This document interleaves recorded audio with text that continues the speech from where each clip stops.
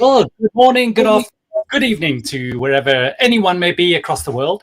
Thanks for joining us live here again today for Serverless Office Hours. We're streaming live on the AWS Twitch channel and the Serverless Land YouTube channel. So thank you for joining us. My name is Julian Wood. I'm a senior developer advocate for Serverless at AWS.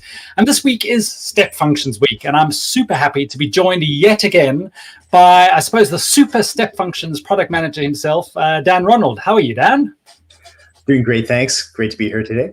Excellent. Well, good to hear. I always love chatting to the product managers because we literally get the information from the people who build the product. So we can talk to our heart's content about it, but Dan's one of the gurus who literally builds Step Functions. The first sort of half-ish of the show, Dan is going to be showing us some cool new Step Functions capabilities. And then we're going to open it up to answer any of your questions that can be specifically about Step Functions with Dan in the hot seat or anything serverless in general. And I will try to answer your questions as best I can, but I'm not the guru in no way, shape, or form like someone like Dan. So just looking back over the past week. There we go. Sorry, I didn't bring up the slide with our contact details. Please reach out to us. Easiest is via Twitter if you aren't able to answer your questions or you are watching the recording later. Please feel free to get in touch with us. We'd love to help you with your with everything you're doing in serverless. So just what's new in the world of AWS Serverless over the past week. Last week, I was actually interviewed by Eric Johnson, and we talked about AWS Lambda extensions, which is a new way to integrate your favorite tools with the Lambda service. So a whole bunch of cool stuff and new functionality that has come out. So I think if you're using observability tools like Dynatrace or Datadog, or maybe HashiCorp Vault, or maybe CoreLogix, or all of these kind of additional products and features that you may be using with maybe your on-prem, maybe your container workloads or your VM workloads, AWS Lambda extensions is for you. And if you go to the Serverless Land YouTube channel, you can see last week's episode, which we go into it in all the details. Then looking over the past week, the sort of what's new. Lambda now supports SASL/plain authentication for functions triggered from self-managed Apache Kafka. What does that mean?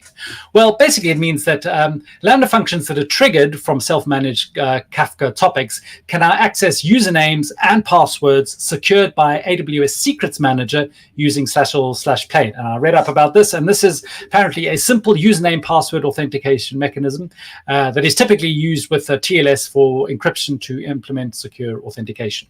So that's in the Lambda world, if that is something that is helpful for you. Now, the next two are sort of Lambda and definitely AWS Amplify related. The second one, the Amplify CLI, adds support for storing environment variables and secrets accessed by AWS Lambda functions. So if you aren't aware, Amplify CLI is a command line toolchain, and that's really built for front-end developers to help them create backends in the cloud. And now the Amplify CLI supports storing environment variables and the secrets as part of the Amplify deployment, and so they can be used in Lambda functions. And this is a really great way to help separate the environment-specific configuration from your business logic. Then still staying with Amplify, they've got some new full-stack CI/CD capabilities. And so there are three different changes to this. One is conditional backend deployments. And this is currently an opt-in setting, and you set an environment variable. You can have a look at the blog post to see about that. And if it's set, the build system monitors for any backend changes at build times and can skip running a backend build if no changes are detected. So this is really good because it'll help speed up the builds where changes are only made to the front end, or previously, if you were updating your front end, your whole backend build would happen at the same time as well. And that wouldn't have been ideal. So that's some cool functionalities. That's 1 out of 3. Two is the AWS-exports.js file, and this is the Amplify cloud configuration file, and Amplify can now generate that at build time. And then the third one is multiple front ends can now share the same backend. So this is really cool if you're trying to iterate on your front end, and you maybe have different stages, or you maybe have different feature branches just for the front end, but you want to still test those or use those even in production, maybe doing blue-green deployments or things like that. You can now share the same backend.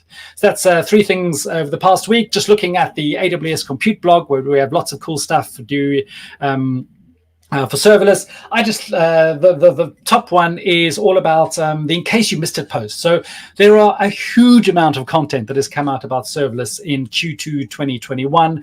There are blog posts, there are all the serverless office hours, which you're watching now. There are learning paths. There are can't remember, but a huge bunch of stuff. And James Bezic has done an awesome job of collating it all and putting it all together. And so, go and read that blog post to find out literally everything that has been happening over the past quarter in the land of serverless. The next two are blog posts that I've actually done, so I will just go on to that in another slide. I'll go quickly. And then the next one I love simply just because of the title. Hosting Hugging Face Models on Lambda for Serverless Inference. I was scratching my head and wondering what on earth this is. But Hugging Face Transformers is a popular open source project that provides pre-trained natural language processing models for a wide variety of use cases. And basically, it's sort of doing ML inference using these pre-trained Hugging Face models. So everybody likes hugs. I love hugs. So this is a cool one if you're doing ML inference. And what this is also doing is it's using the container-based way of building Lambda functions as container images, plus connecting to EFS, Elastic File Service, and then launching your ML models via Lambda from EFS to perform this inference. That's really cool. The last one is the implementing a LIFO task queue when using Lambda and DynamoDB. So you can use SQS standard or FIFO, which is first in, first out queue types. And both queue types give priority to tasks created earlier over tasks that are created later. However, there are use cases when you need to flip that around. So you have LIFO, which is last in, first out queue. So this is just a way that you can do this with Lambda and DynamoDB. Then looking at James Bezik's excellent series on streaming data. This is all about how to connect Kinesis and Lambda together. And James has built an application called Alicat, which is about streaming data using, pretending you are running a, I'm trying to think of the term, I can't think of it off my hand, stationary bicycles. There we go. Stationary bicycles, obviously running a huge big way where you've got leaderboards and race results and real-time rankings, and you are racing against a whole bunch of people. But James really dives deep into how to do streaming data, which is super powerful, and how to do Lambda for it, and some of the really cool stuff of how it's all set up. And then also the day two kind of stuff when you may be needing to do some observability or operations or being able to look and understand the limits. So that's really useful. Ben Smith has got a great series ongoing at the moment, which is getting started with developers, getting started with serverless for developers. And this is very much targeted at people who are used to writing code in an IDE. And it's a very hands-off sort of no producty talking too early, and just helps you understand what does serverless mean for a developer in an IDE. What does business logic mean? What does accessing things through a front door mean? And Ben really builds a really cool story about how you can understand serverless without having to know about the AWS terms or some of the products, and helps you to understand that, which is really cool. Then this is a series of blog posts which I actually started last year and I've been picking up in earnest over the past month. And this is all about building well-architected serverless applications. So the serverless lens is a lens as part of the well-architected framework. And there's a whole bunch of questions that you can ask yourself about your applications. And I'm writing a whole blog series on diving deep into all these different questions and trying to bring this bring all this information alive, because there are really some cool things that you can do. And so today I just released one on a security question, and it's all involved in looking at your code for vulnerabilities and handling all of that, how to do some input validation. So if you've got things going through API Gateway, how can you ensure that the inputs coming into API Gateway are valid? So yeah, a whole series. I can't even remember how many blog posts are there. They're going to probably be 20 in the once the series is done. So if you're really wanting to move your serverless applications into production and thinking of the bigger picture of how can they be well architected, that is certainly useful to look at. Serverless patterns collection, always important. If you're wanting to build serverless applications using infrastructure as code, these can be with AWS SAM, the serverless application model, or the CDK, the cloud development kit. This is a whole bunch of snippet code that you can literally just copy and paste to be able to wire things together. So like on the slide, API Gateway and Lambda. There's also step functions. There's also SNS. There's a whole bunch of little connectivity between two different services. You can go and grab the code and can get started far quicker with building your serverless applications in the right way using infrastructure as code. But that's enough about the last week. Let's talk about this week. And we are now going to be diving deeply and looking into a new functionality from AWS Step Functions, which is called the Workflow Studio. So over to you, Dan. What can you tell us about Workflow Studio?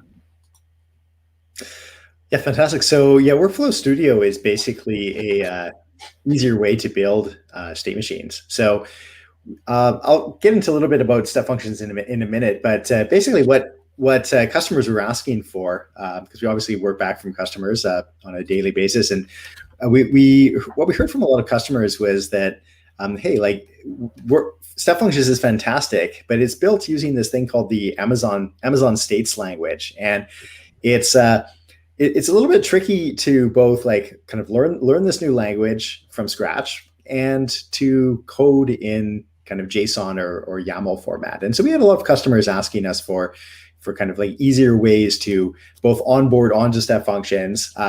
People were asking us, hey, like, I want to make it easier for my teammates. Like, I love Step Functions, but I want to make it easier for my teammates to onboard onto Step Functions.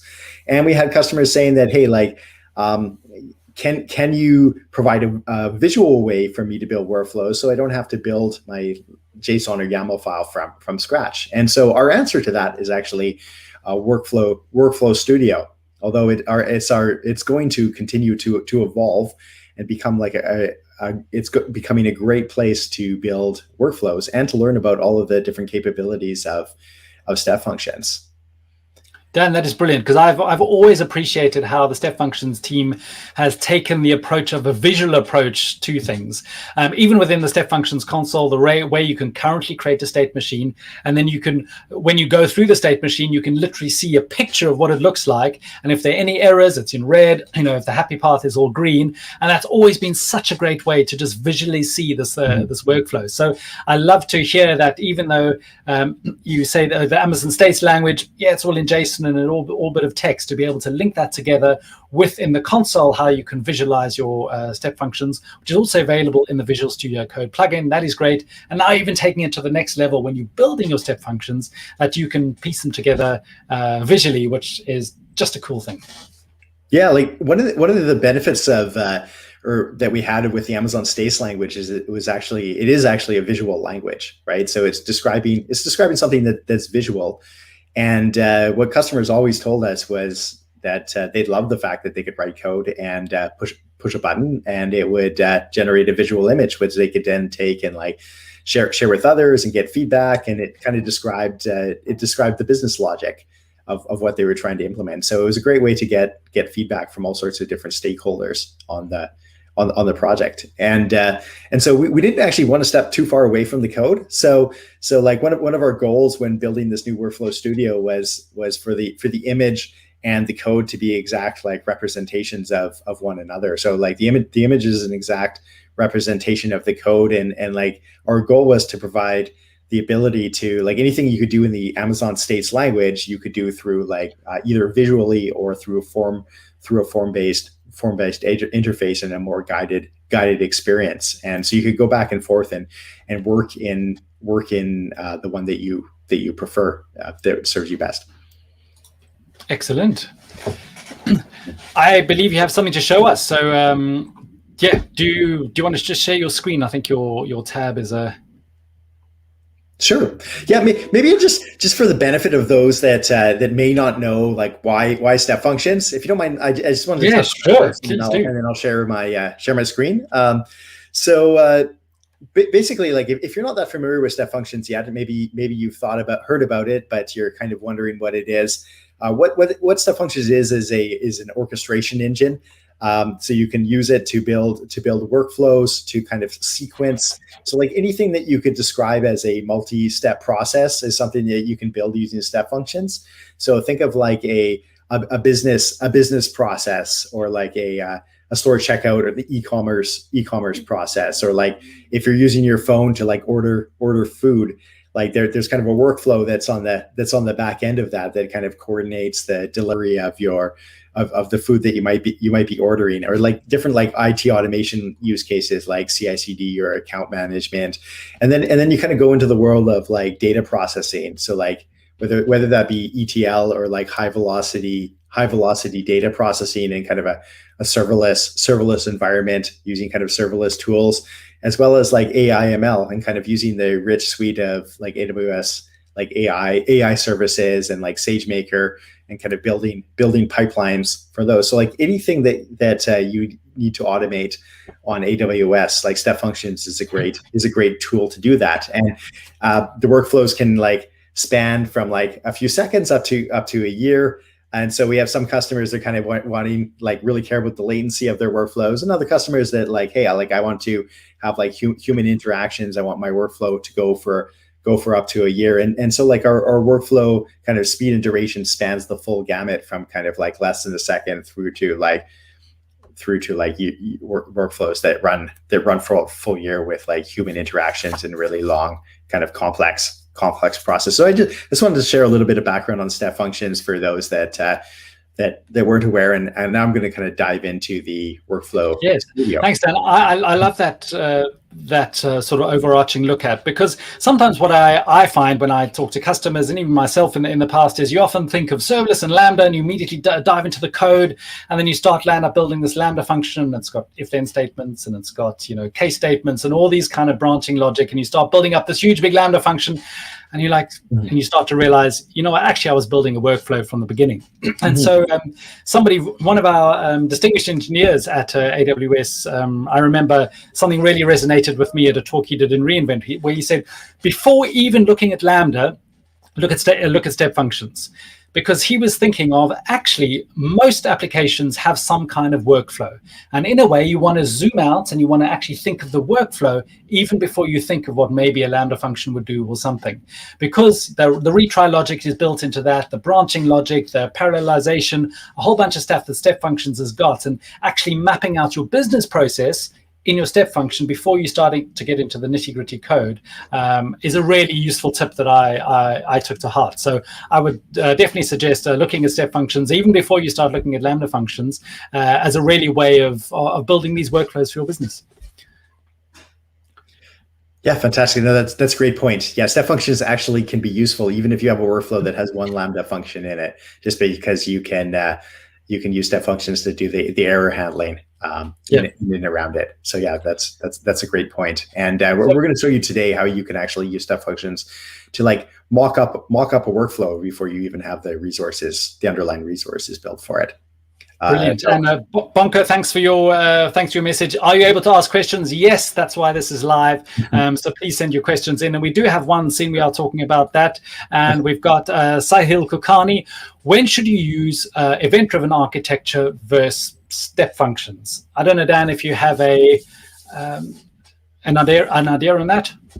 Yeah, well, so we shouldn't think of them necessarily as being like mutually exclusive, like orchestration and choreography, because like we have plenty of like many customers that use step functions in an event-driven world. So you might have it hooked up to API gateway or an event that's coming from EventBridge. It could be like maybe a file in S3 is updated, and that generates an event through EventBridge, and then that triggers the workflow. And then you have the workflow kind of handling that multi-step process, making sure that the transaction is handled end to end, that like a lot of times like ordering matters and things like that. And then you'll issue an event at the end of the workflow that goes back to EventBridge. Or we actually have an EventBridge service integration that we launched recently, where you can have like the workflow send events that go onto an event bus and can be distributed by EventBridge. So yeah, I actually think that events and orchestration can work quite well together, and we have many customers that follow that pattern. No, absolutely. And I mean, I would think of just adding to that your step functions is using your events. So each transition between a different part in the state machine is an event of itself. So I would think step functions is made up of events, really. So yeah, think of the two together. One other question just before we go into the demo, Jonis Sashario Noel, I'm sorry if I've messed up your name, but can you give a hint of how step functions can be used for automation of process? I read that we can connect with GitHub and do stuffs. Don't quite know what the stuffs is, but I like the generic term of that. But yeah, process automation. I mean, anything that's a workflow is already going to be process automation. I'm not entirely sure quite directly on the GitHub stuff, but there's obviously Step Functions calling various APIs, and GitHub can talk via webhooks, which could come in to your AWS accounts and can do anything. You star something, or you do a pull request, or do something, and that could click off a workflow. Anything else you want to add, Dan? Yeah, well, one thing I want to say is that basically, like AWS Step Functions and Lambda are really like sister services, and so like while we are constantly adding capabilities to Step Functions, like Lambda is really the way to like if you want to call a HTTP endpoint. I mean, we support natively API gateway APIs, but like if you want to call like say reach out beyond AWS, the two ways to do that are through EventBridge or through Lambda, which could make a call to like your Lambda function could make a call to any HTTP endpoint. And so yeah, basically by writing Lambda functions in tandem with the workflow and using the workflow to orchestrate them, that's how a lot of customers kind of reach out beyond AWS. We support something called the callback pattern as well, which basically is a way to invoke a service, and it generates a unique token. That token is passed to the downstream service, and when it's returned to Step Functions, so this can be used to like automate like on-premise workloads or workloads that are not on AWS. When that token is returned to Step Functions using the Send Task Success API, then the workflow will continue, and that's kind of a means to basically between Lambda, EventBridge, and this like callback pattern, you can pretty much orchestrate anything.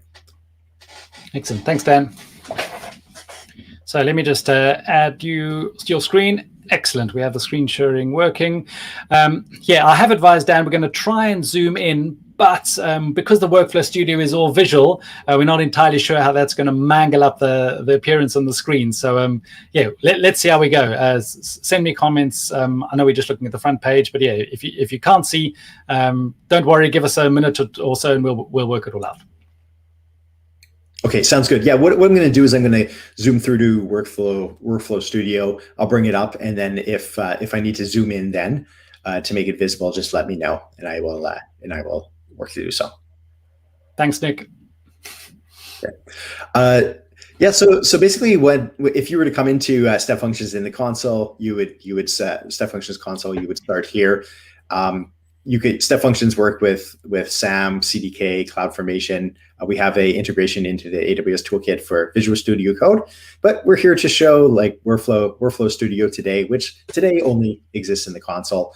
If you were to click Get Started, what the console does is it runs you through your very first Hello World workflow. You can take that, you can run that workflow. And basically what it does is it shows you the operator experience, where here you've got your workflow graph. Green shows a step that has been run and executed correctly.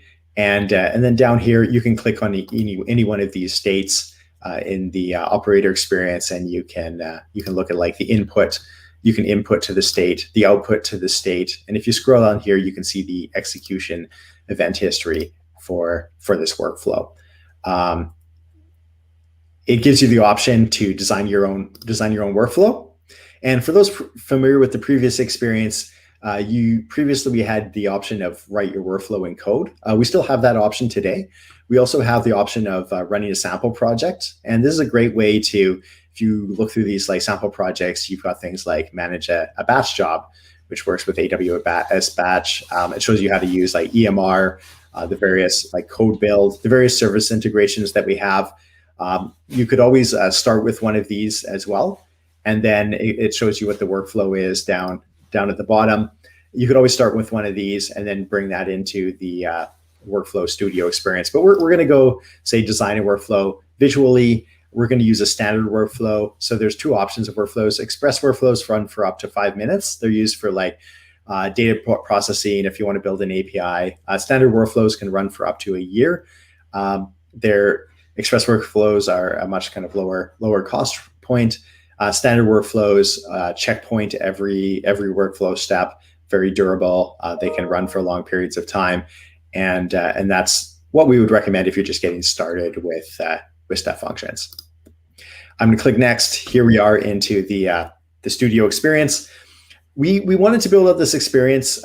It serves like two main purposes. So Julian, maybe let me know if I need to zoom in right now, or is this okay? Yeah, give it a try and see if you can zoom in, and I'll let you know if we're okay messing up the another one or two would be great if you can. Sure. Okay. Not sure if that. Ooh, that's a bit too much, I think. Yeah, exactly. Go on back. We'll try. We'll work it out. Okay. There we go. Let's try that. Perfect. Okay, so this is the Workflow Studio experience. This is here's the canvas. Over on the left-hand side here, we have actions and flow states. The goal here with this experience is to make it really easy to kind of build a workflow or prototype a workflow. You may not have the work or the all of the resources built out, just as Julian was alluding to earlier. A great thing to do before even building out your serverless application is to go build the workflow for it, share it with others. You can actually build the workflow out of placeholder states, and you can even run the workflow if you were to compose it using past state. So over on the left-hand side here, we have all of the API actions that we support. You can filter, say like if I type dy, I'll get the DynamoDB actions that we support. API gives me API gateway requests. We recently added Event Bridge, so you can put events onto an event bus. We have a bunch of like EMR integrations, etc. Lambda's at the top of the list because that's and SNS. Those are the most common service integrations that customers use all the time. And then we have like start execution, which is also very common service integration for basically nesting together state machines. So you compose a workflow by dragging these over onto the screen. You can sequence multiple workflow steps together just by dragging and dropping them. We'll get to the flow steps in a minute, which allow you to like introduce like decision logic and parallelism. And then over on the right hand side here, you configure these states. So you can go in here and you can like name the Lambda function. Let's pretend today that we're going to be doing like a food ordering system, right? That would coordinate a restaurant and a driver to go pick up the food. And so the first step in that workflow might be like validate food order, right? And then you can select the function that you want to call. So it'll list the functions in your account. And if I scroll up here, I have a process food order function, and then it's got a nice handy link here. If I want to view what that function is, it'll take me over into Lambda and bring up the code for that function, and so you can quickly see what your function does and figure out what the response is for that function. We're going to get more into this in more detail in a couple of minutes, but I just want to point out that you can use these forms to configure the input and handling and output handling, so like the data flow through your workflow, and also the error handling. So for this Lambda function, by default, there's a retryer that's specified right out of the box. So if this Lambda function fails, it'll retry every 2 seconds for 6 attempts with an exponential back off of 2. So it'll retry at like 2, 4, 8, 16 seconds, etc. That's set up by default. You can also add a catcher. So this will allow you to specify what your fallback state is. So if I select SNF publish, it's going to create a catch path that goes to that state. And then I can select which error that I want to catch. So the states errors are the ones that are specified as part of the Amazon states language. And so if I select states.all, I can add in this catcher, and if there's a failure, it'll jump to that state. I'm just going to go and remove that. And as you can see over here, the workflow definition is actually constructed as you build. So for each new state you add or each state you click on, you can see the Amazon states language code that has been created for you. As you can see here, it has the retry retry logic built in that we already looked at. And here's the function, the Lambda function arm that I selected. We have undo and redo over here, so you can undo the actions if you accidentally delete something, and you can just delete with the push of the delete key, and it will delete things for you. You can also take things and like rearrange them just on the fly. So that's really handy as well. If I go over and I look at the flow states here, what I can do is I can add these states into the workflow. So I could add a choice state. This choice state's going to make a decision for me, and I could go and I could go over and I could configure the rule for that choice state. So I could say, hey, if I can add a condition, and I can say basically if the variable order valid is equal to, and I'm going to select a Boolean constant, and true, then I could follow one path in my workflow. So if the order is true, then I could put or is valid, then I could have another Lambda function in here that does something else. So we'll build that out a little bit more in a minute. You also have the default choice, and so that if it doesn't follow a rule, then it will follow the default path, which you should always have specified. I'm going to show you the rest of the flow states now. So I'm going to center this and bump this a little bit. So you can add, if you want parallelism, you can add in a parallel state here, and then you can. So after we validated the food order, I may want to publish an SNS message, and I may want to notify restaurant of order, and I might want to notify driver of pickup, and then I might want to do something like have a Lambda following it that would basically place hold on credit card. What order we wanted to do it in. If that wasn't the right order and we wanted to place the order on the credit card first, we can just drag that. We can just drag that up there. So the other flow states, we have a map state. So what the map state does is it gives you dynamic parallelism. So you can invoke a series of steps or a entire workflow so if I wanted to invoke a child workflow within a map state, and I could do that. I could do that there. And the other flow states, so you've got your path state, you can insert that. Basically what this does, this is just a dummy state for mocking. It just pass the input to the output, although it does have the ability to also kind of reconfigure the data flowing through the state. You have a wait state.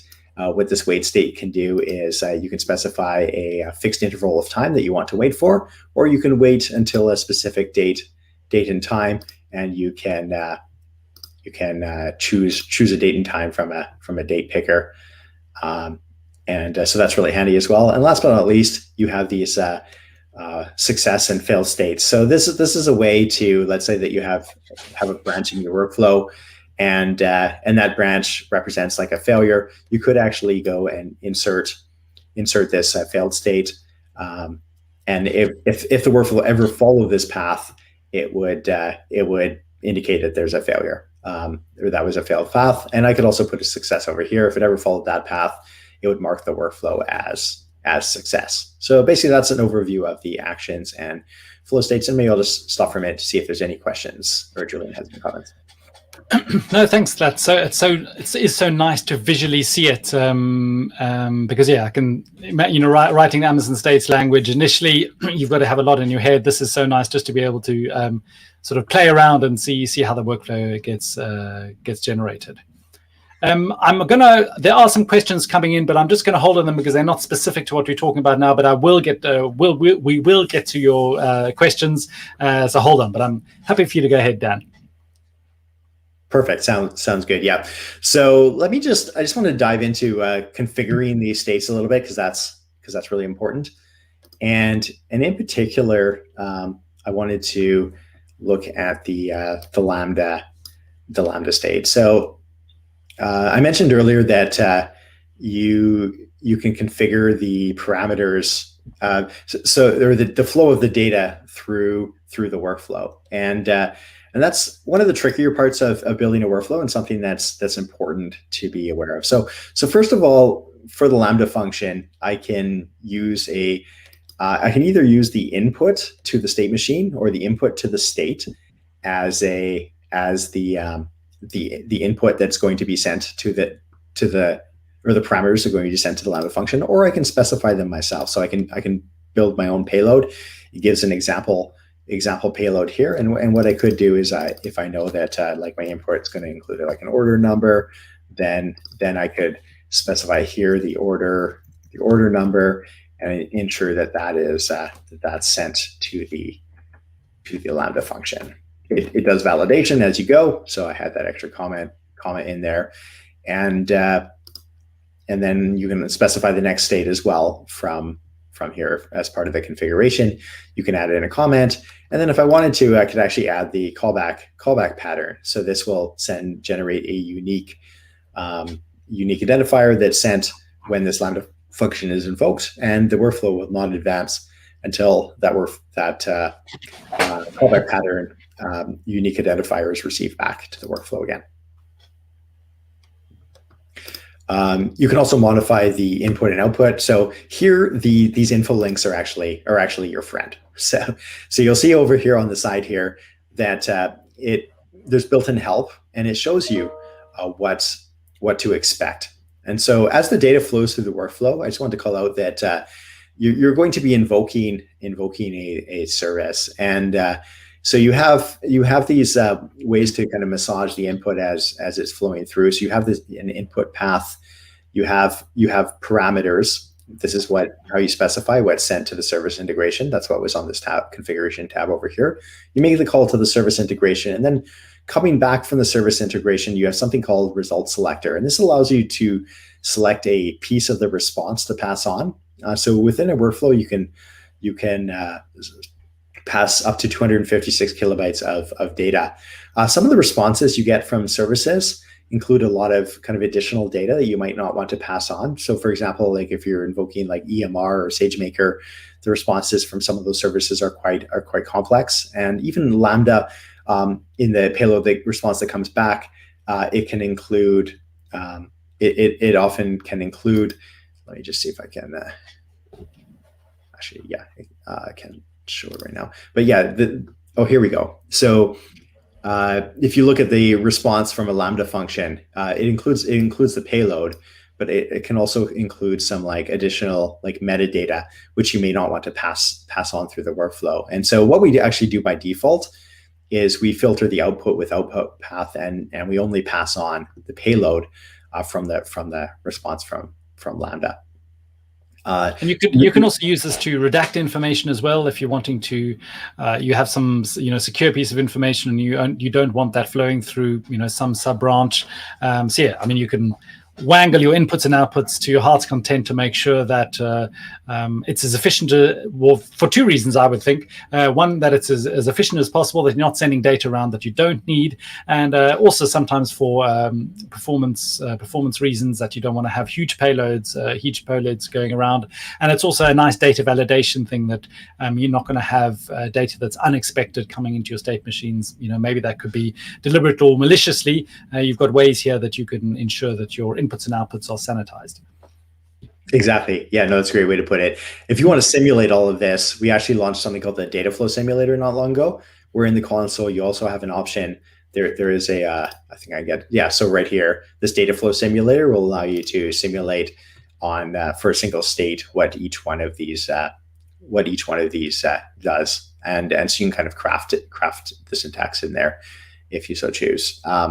Yeah, so you've got the result selector. This selects a piece of the result. You have the result path, or the response from the service integration. You have the result path. This can actually take the state input and merge it from the response that comes out of the service integration, and so you can choose whether to keep the state input, only the statement input, only the response from the service integration, or a mixture of them both. And then you get to output path, and this is another way to filter. So basically, you can turn these off and on, and it shows you an example in here of how to do it. So let's say that you wanted the response that came back.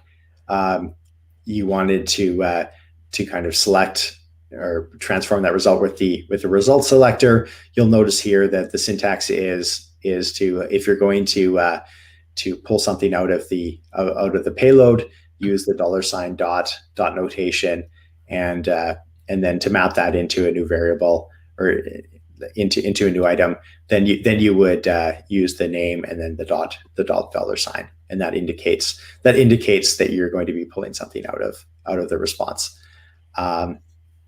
And so, and I mentioned earlier that we are actually filtering out the payload using output path. So that's just going to grab this payload that was in the response. As I mentioned earlier, info links are your friend. So yeah, just click on those, and it's going to give you more detailed information on how to handle this. And then I mentioned earlier error handling. So I showed you how you can add a catch handler. There's also timeouts.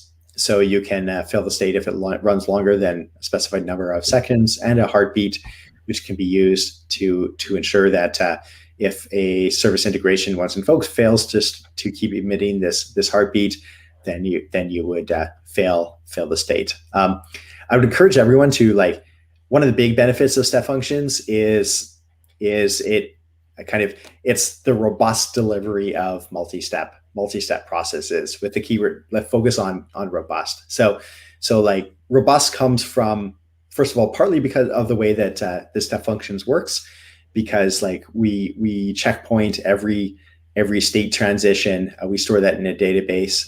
That's kind of what and so what we guarantee as part of that is once and only once kind of invocation of each state, so that you can imagine if you were trying to like debit a bank account as part of a step, you wouldn't want that to ever happen twice. So we provide guarantees around that. Express workflows is a lot faster. It doesn't have those same guarantees. So that's one of the key trade-offs. And then the other thing, which like express workflows and standard workflow shares, is the error handling. So just with a few simple lines of code or a few clicks of a button, you can just make your workflow so much more robust. And it's great to, I mean, we've started to build this in by defaults. We've had customers that have kind of in the past forgotten to add them, and then they kind of have an event or a problem, and then they add them after the fact. We want to encourage anyone developing on step functions to build these in upfront. And this is the whole cool thing about step functions, is this is just part of the managed service. You're not doing these error handling, and you're not doing this retrying in your Lambda function code or even on your EC2 or container code. This is just part of the service, and you are going to be pretty certain that step functions is going to do the right things and do the right error handling and do the right retries. And anytime you can remove code from your application and get a managed service to run it for you, specifically for these things like retries and error states, all that kind of things, go for it. So think of step functions for really helping with that. Mm-hmm. Yeah, thanks. So yeah, I'm just making my workflow do a few random things. So I have a couple of Lambda functions and SNS messages set up. So basically, once you've got your workflow sketched out, like I mentioned, you can take two approaches if you're prototyping. So one is you can use all of the service integrations that you envision yourself using in the future, and if you don't go and configure your state machine fully, like step functions will only accept one thing to be aware of is step functions today will only accept a valid workflow definition. So what you'll want to do is go over to the definition, and if you're just building out a prototype, you can take it, you can copy it, paste it into one of your code editors, and save it, and that will kind of keep a record of it for you. We've received a lot of requests for kind of save of draft functionality, and that's something that we're considering. But today, the best way to do it, to ensure that you are able to preserve your state machine definition if you can't save it, is to copy and paste it after you've built it. In this case, my state machine should be valid. If it wasn't valid, I wouldn't be able to exit. It would have kind of flagged the errors, and then I can go in here and so this was the traditional experience. This is if you want to go and so today Workflow Studio, you're not able to directly edit the code. It's kind of view only. We will be working to add in the ability to edit the code later in the year. But if you want to go and edit the code, what you do is you exit out into the code editing experience that's here. You can edit the code, then you can go and save it. So I'm going to create a new deliver new state machine, and you have the option of creating a new role. So it'll create a state, basically a role for your state machine based upon what you have, your state machine's definition, and the least privileges required to run your state machine and invoke the other services. You can enable X-ray tracing if you want. You can create the state machine, and then you can go and you can run your state machine. And a lot of times building a state machine is an iterative exercise where you kind of run, look at the response. So I can basically kick off an execution of my state machine and run that. And yeah, it passed. It doesn't really do anything in this case, but yeah, you get the idea of how to build one of these state machines up. If I were to click here, this would take me to the CloudWatch logs for this Lambda function execution, or I can view the Lambda function definition. And for various service integrations embedded into the execution history, you have the links. And so you can see here that I started with this order number. And you can see that when the task exited, it generated a random order number for me, and passed that back. So yeah, just want to give a basic overview of how this works. And then if you want to access the data flow simulator, there is a link from here as well, where you can go and you can cut and paste some of the responses in and kind of massage the basically simulate the flow of data through your state machine. One more thing, exporting options. So we don't yet have ability to export to SVG yet built into Workflow Studio. That is something that we will be adding in. So for now, if you want to export the image, you can either take a snapshot of it, or you can export to SVG and PNG from here. And we are receiving a lot of requests for basically export to not just the workflow definition, but export to CloudFormation, SAM, and CDK actually as well. So those are also things that are feedback that we are taking in right now. But today you can still export your workflow definition, which you can then import into a SAM template or a CloudFormation template as an ASL, as a file of ASL. Absolutely, yeah. So yeah, like the SAM or CloudFormation experience, you can totally go now and put your state machine definition in a separate file, link it into your SAM template or your CloudFormation template, and yeah, absolutely. We don't export it for you just seamlessly today, but yeah, you can definitely go and do that yourself. Yeah, so it's not a big barrier now. I mean, with this Workflow Studio, you can go in, you can do your prototyping, you can build up your state machines, run them through, test them through, use the data validation. So if you are doing any transformations as things are going between each stage, you can test that all out. And then you want to build a serverless, you want to build the applications properly. So you want to be using infrastructure as code. So you can just then grab that state definition once it's done, copy that out, stick it in a file in your IDE, and then deploy that as part of your CloudFormation stack, or preferably with a framework like SAM or using something like CDK. And so you've got that great flow from developing your state machine, coming back to your IDE to doing some iterative development, maybe amending your Lambda functions or whatever, that kind of thing, and then deploying that out, maybe via CI/CD pipeline or just directly via SAM. And so yeah, this all connects really nicely together. Absolutely. Yeah, so that's all I was planning to demo. Happy to take questions. Oh, perfect. Well, Dan, I love it. I love the whole visual thing. It's colors, it's visual, it's easy to read. So yeah, good job on good job to setting this all up. A question we've got in a while ago from Binary Monko 1. Is there a good example of how to accomplish global variables in step functions without manually passing values step by step or doing pass-through copy steps with parallel branches? Yeah, great question. So we don't really have anything like global variables other than the context object. And the context object is only writable at the start of the workflow execution. So basically anything that you pass in at the start is accessible throughout your state machine execution. So using $$, so you can refer to double $sign to refer to anything that's in the context object, due to like semaphores and some of the challenges around, like if we did allow you to modify the context object as part of your state machine execution, it would make it quite a bit more complex, at least delivery quite a bit more complex. So yeah, today the only way to get global variables is by inserting it initially at time of execution into the context object. The other way would be to use something like DynamoDB or some other store to store them.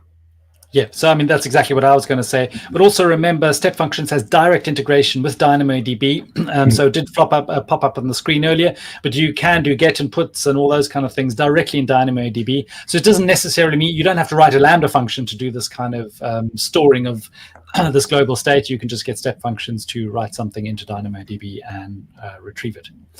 On to the next question from Nick, talking about complexity. Do you have internal guidelines as to when a step function becomes too complex?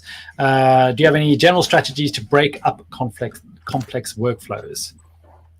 Yeah, great question. So I would say that we don't have any explicit guidance about like we have some customers building very complex workflows. Some are generating workflows using the CDK that are extremely complex. And they're all within one workflow. So I think what I would recommend is using your best judgment about when to kind of split them apart. I mean, if you can reuse a workflow between multiple workflows, if it makes sense to make it modular, if it's kind of constrained to a bounded context or something like that, like absolutely, I would recommend kind of breaking them down into smaller workflows and invoking them, or nested workflows and invoking them from the higher level workflow. However, yeah, and there is especially if we're using like Workflow Studio or something, there is a scale at which it no longer becomes feasible to work with it visually if it's of a certain size. So that would also be a determining factor of when to use child or nested workflow. You need a much bigger screen.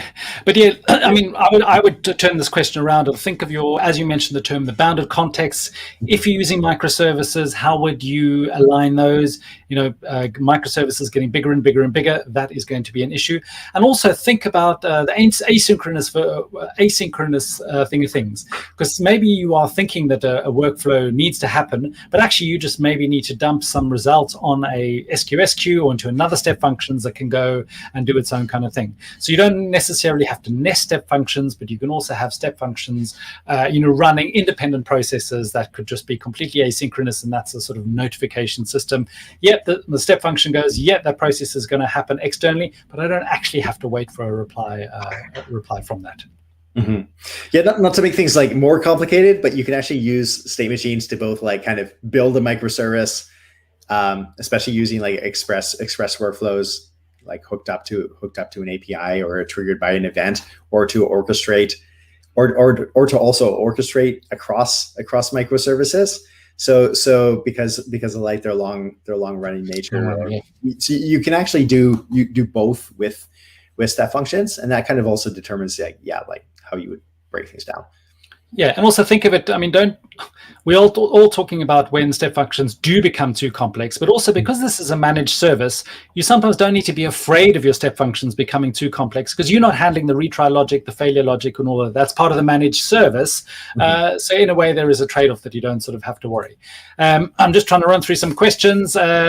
Just starting out with step functions, thank you, Puppy333. Is a synchronous express workflow a good way to execute a workflow from an API gateway method and get the results immediately without other services or callbacks?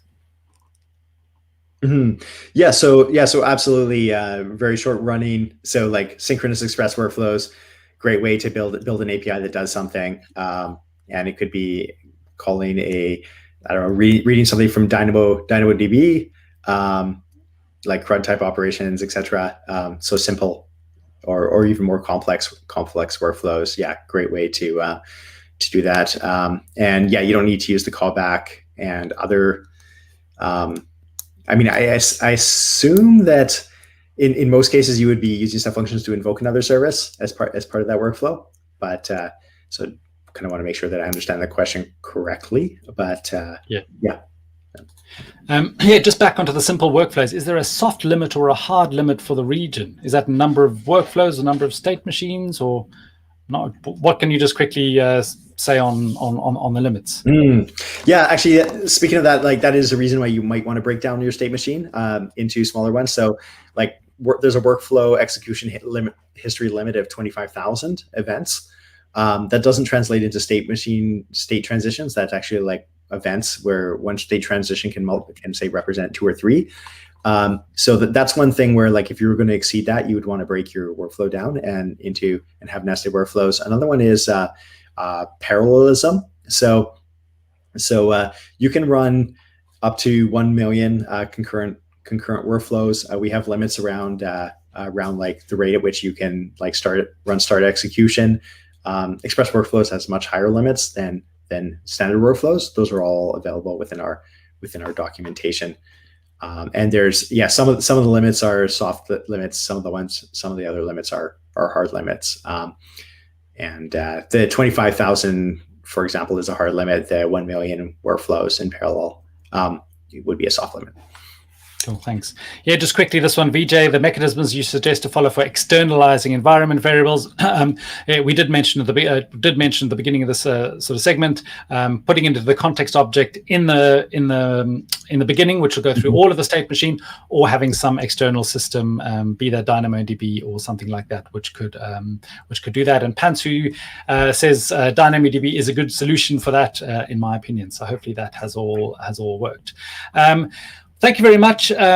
Sorry if we have missed some of your questions. One person, I just want to say, Sadman Sakib, will you get an attendance certificate if I watch 4 live sessions like this? I don't have an official one, but you can create your own ones for the Hearts content. So unfortunately, if this is something that you are wanting officially, I don't have an attendance certificate, but you can generate your own one with Dan and my faces on it, and I'm sure hopefully that'll be good enough.